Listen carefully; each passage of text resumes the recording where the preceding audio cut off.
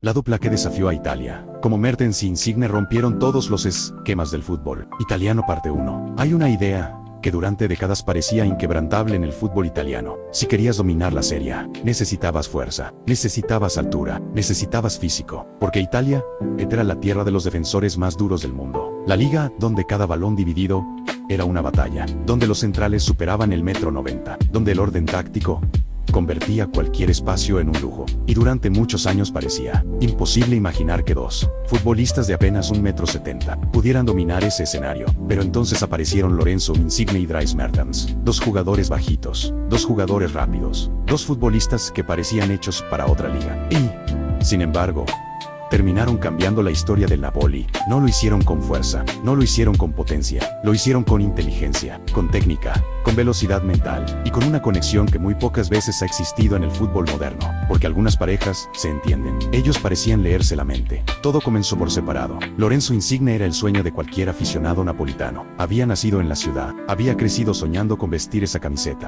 y desde muy pequeño quedó claro que poseía un talento diferente. No destacaba por su físico, nunca fue el más rápido, mucho menos el más fuerte, pero tenía algo imposible de enseñar: la capacidad de decidir partidos con un solo toque, con una conducción, con un disparo colocado desde la frontal. Después de varias sesiones, regresó al Napoli y dispuesto a ganarse un sitio, y poco a poco fue convirtiéndose en el futbolista que toda la ciudad esperaba. Mientras tanto, en Bélgica, otro jugador comenzaba a escribir una historia muy distinta. Dries Mertens nunca fue considerado un prodigio. Su camino fue mucho más largo, mucho más complicado. Tuvo que crecer lejos de los grandes focos. Pasó por Bélgica, pasó por Países Bajos, y cuando el Napoli decidió ficharlo, en 2013, pocos imaginaban lo que estaba a punto de ocurrir. En teoría llegaba para ser un extremo eléctrico, un futbolista de banda, un jugador desequilibrante. Nadie pensaba que terminaría convirtiéndose en el máximo goleador de la historia del club, y mucho menos que lo haría formando una de las asociaciones ofensivas más espectaculares de Europa. Durante los primeros años compartieron vestuario, compartieron minutos, compartieron objetivos, pero todavía faltaba algo. Faltaba la persona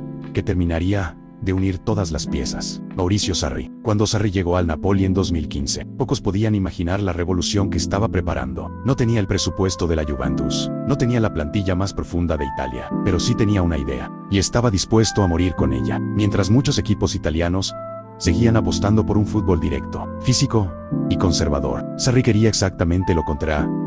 Quería que la pelota corriera más rápido que los jugadores, quería atacar, quería dominar, quería convertir el movimiento en un arma, y para conseguirlo necesitaba futbolistas inteligentes, futbolistas capaces de entender el juego antes de que ocurriera. Ahí aparecieron Insigne y Mertens, y entonces sucedió algo que cambió por completo la historia del Napoli. En 2016, la marcha de Gonzalo Higuaín a la Juventus dejó un vacío gigantesco. Perder a un delantero que acababa de marcar 36 goles en una temporada parecía imposible de solucionar. Todo el mundo esperaba que el club fichara a un 9 clásico, un delantero alto, fuerte y rematador. Pero Sarri tomó una decisión que muchos consideraron una locura. Colocó a Dries Mertens como falso 9, un futbolista de apenas 1,69 metros, sin el físico de un delantero centro, sin el juego aéreo de los grandes goleadores, sin ninguna de las características tradicionales de un atacante de la Serie A. La mayoría pensó que fracasaría. Lo que ocurrió después fue exactamente lo contrario.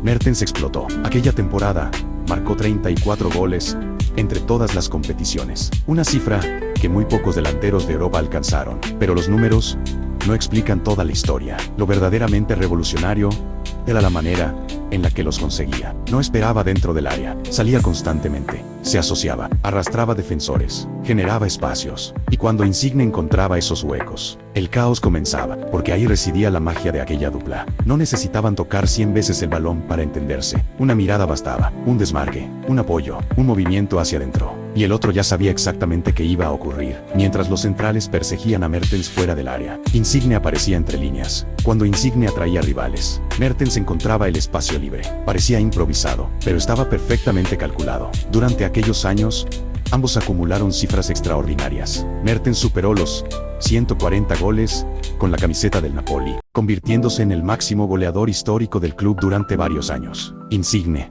por su parte, sobrepasó los 120 goles y repartió más de 90 asistencias, convirtiéndose en uno de los jugadores más determinantes de toda una generación napolitana. Pero reducir su legado a estadísticas sería quedarse muy corto, porque lo verdaderamente importante era lo que transmitían. Representaban una idea completamente distinta del fútbol italiano. Mientras muchos seguían creyendo que el éxito dependía del físico, ellos demostraban que la inteligencia podía correr más rápido que cualquier defensa. Mientras otros buscaban ganar por fuerza, ellos ganaban con imaginación. Mientras la Serie A seguía siendo considerada una liga de gigantes. Y lo más increíble todavía estaba por llegar, porque aquel Napoli no solo jugaba bien, competía contra una de las Juventus más dominantes de toda la historia. La Juventus de Buffon, de Bonucci, de Chiellini, de Dybala, de Higuaín. Un equipo construido para ganar, un equipo con mucha más profundidad, con mucho más presupuesto, y con futbolistas de talla mundial, prácticamente todas las posiciones. En cualquier otra época,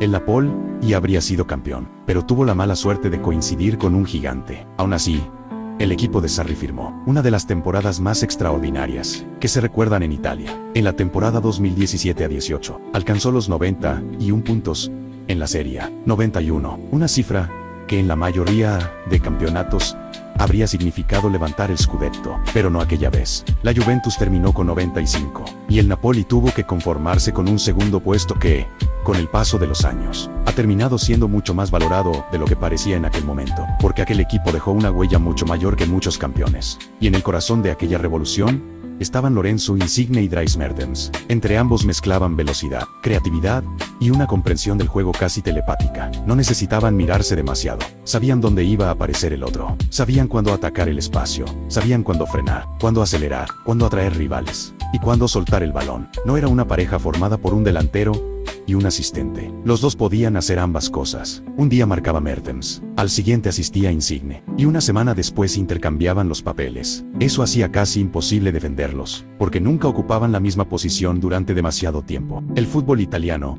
estaba acostumbrado a referencias fijas, a delanteros que esperaban dentro del área, a extremos pegados a la banda. Ellos rompieron todas esas normas y obligaron a los defensores a jugar un partido completamente distinto. Había algo fascinante en verlos. Mientras otros equipos buscaban imponerse por potencia, ellos parecían bailar entre gigantes. No ganaban los duelos físicos, simplemente evitaban tener que jugarlos. Un control orientado, un giro, una pared, y el rival ya llegaba tarde. Aquello era la demostración perfecta de que la inteligencia puede ser la mayor virtud de un futbolista. Pero si hubo algo que hizo todavía más especial aquella historia fue su continuidad. Durante casi una década compartieron vestuario, algo muy poco habitual en el fútbol moderno. Mientras las grandes estrellas cambiaban constantemente de club, ellos siguieron construyendo una identidad alrededor del Napoli. Se convirtieron en referentes, en líderes, en símbolos, en futbolistas que cualquier niño napolitano quería imitar. Mertens terminó convirtiéndose en el máximo goleador histórico del Napoli durante varios años. Un extremo reconvertido en delantero, un jugador que jamás debía ocupar ese puesto,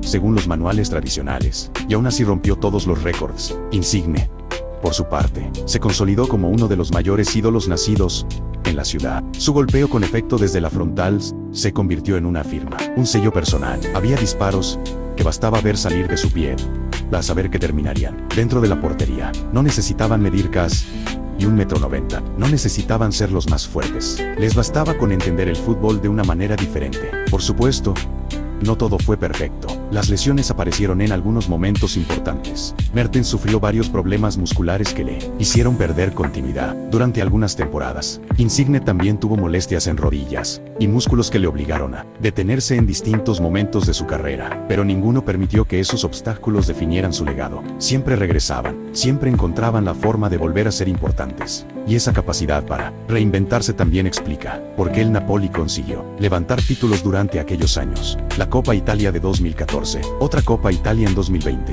y la Supercopa Italiana del mismo año. Quizá no fueron tantos trofeos como merecía aquel equipo, pero sí suficientes para dejar claro que aquella generación había cambiado la historia del club, porque el verdadero legado de Mertens y Insigne nunca estuvo únicamente en las vitrinas, estuvo en la forma de jugar, en la identidad que construyeron, en la ilusión que despertaron. Durante años, cualquier aficionado neutral encendía un partido del Napoli, sabiendo que podía ocurrir algo diferente, algo inesperado, algo bonito. Y eso es uno de los mayores elogios que puede recibir un futbolista. Con el paso del tiempo, llegaron las despedidas. Sarri se marchó. Después llegaron nuevos entrenadores. El equipo fue cambiando. Insigne puso rumbo a Canadá. Mertens terminó su historia en Turquía. Y poco a poco aquella dupla desapareció. Sin grandes homenajes internacionales. Sin el reconocimiento que probablemente merecía. Pero quienes los vieron jugar saben perfectamente lo que representaron. Porque el fútbol moderno nos ha acostumbrado a pensar que cada vez hace falta correr más, ser más fuerte, saltar más alto, tener mejor físico. Ellos demostraron exactamente lo contrario.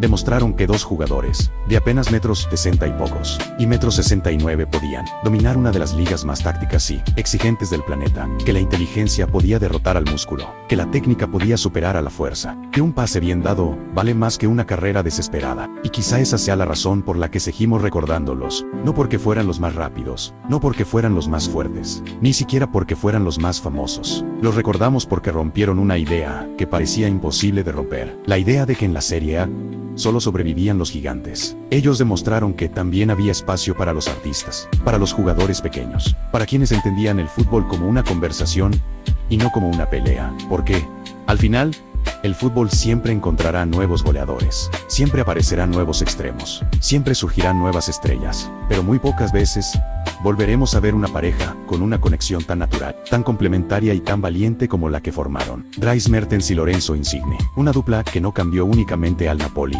cambió la manera de entender lo que era posible en el fútbol italiano. Y por eso, aunque los años pasen y nuevas generaciones ocupen su lugar, habrá algo que nunca cambiará. Cada vez que alguien diga que el físico es lo más importante para triunfar en el fútbol, siempre existirá un recuerdo dispuesto a demostrar lo contrario. El recuerdo de dos futbolistas bajitos que decidieron desafiar a toda una liga y terminaron conquistando el corazón de millones de aficionados.